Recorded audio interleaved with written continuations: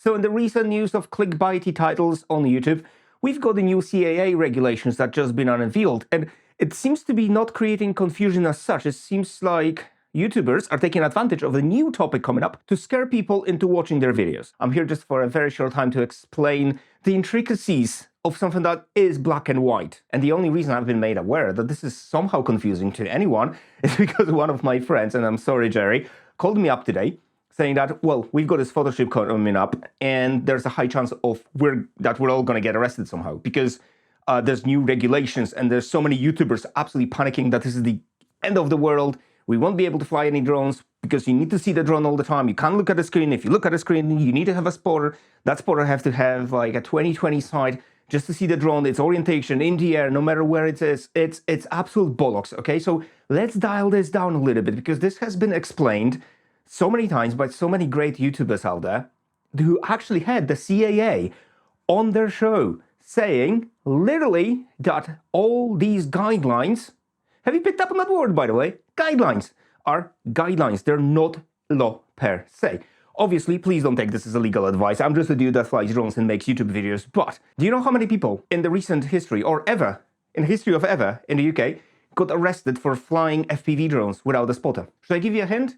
Because it's definitely less than one. It doesn't happen. Also, think about this logically before we jump into more of a legal explanation to this whole conundrum. And what CAA said so many times that these guidelines are there to keep the members of public safe, but also other aircraft in the air. So, bottom line is, if you're being an idiot and you're flying over big crowds with a heavy drone that can fall out of the sky, and that happens, then you are a moron and you're liable for any damage that you're going to cause. The same goes for flying in any restricted zones, be it power stations, airports. You do need a special kind of stupid to do that. Then we've got people who play investigators just to get a couple of clicks on TikTok. So people like that need some guidance. Well, they need a lot of guidance, but that's all new topic altogether. And then you've got folk who literally just got the drone, right? They have no idea how to fly it, and they need to stick to these regulations more closely because if you've never flown FPVs or even camera drones, you don't know how they behave, you don't know how the signal works, you don't know when the signal breaks, you don't know the controls that well. So it kind of makes sense for you to stick to whatever is being written down by CAA, although some of that stuff is pretty much impossible to follow. And there's also a massive difference between the law and the guidelines. Now, the guidelines are stricter than the law itself, just to keep people like the beginners a little bit safer and obviously other people safer from their misusage of drones. And what's important is that the drone code is a mixture of law and guidance. Because if we would have to take something as complicated as using airspace with our drones into law and actually articulate every single scenario, drone flying would be impossible. So in the spirit of this, let's have a look on the difference between what is a law and what's a guidance. So let's look at the law first. So the things we have to follow. First of all, the visual line of sight, which is the VLOS, which means that you must always be able to see your drone with your own eyes, not just on the screen itself. The second thing is FPV flying. If you're flying only through goggles or just the screen, you must have a competent spotter maintaining the VLOS, so the visual line of sight. Also, the airspace and safety rules, like following the altitude limits, which is 120 meters in the UK maximum, no fly zones, distance from people, and stuff like that. Also, registration and IDs, drone operator ID and a flyer ID, if applicable, depending on the drone you're using, must be valid and displayed when required. So the important part here is that there are no new laws introduced. This is exactly verbatim of what we had for the last, I don't know how long. I'm not going to guess, but I would say 5-10 years. Nothing has changed, so stop panicking. Now, let's speak about the CAA guidance, which is advisory and not a strict law. So first of all, having a spotter for screen use.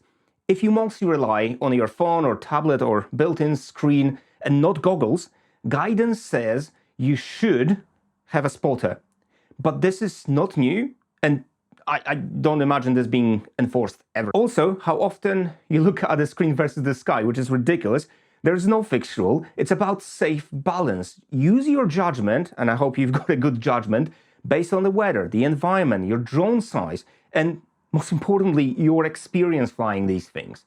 The other thing that was mentioned is the orientation advice. Keep the drone close enough to always see its orientation. Good practice, but not a legal cutoff point by any means. There's also extra caution for beginners.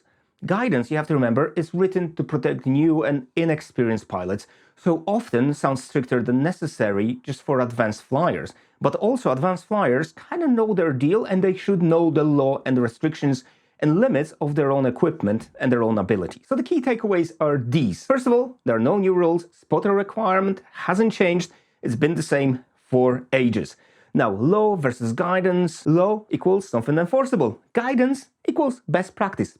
Putting this together gives us the drone code. Enforcement, in most cases, isn't really practical. Police won't time how long you're looking at the screen or maintaining your eyesight versus the screen. It's not going to happen. And yes, if you can, stick to the code for 100% safe presumption of legality.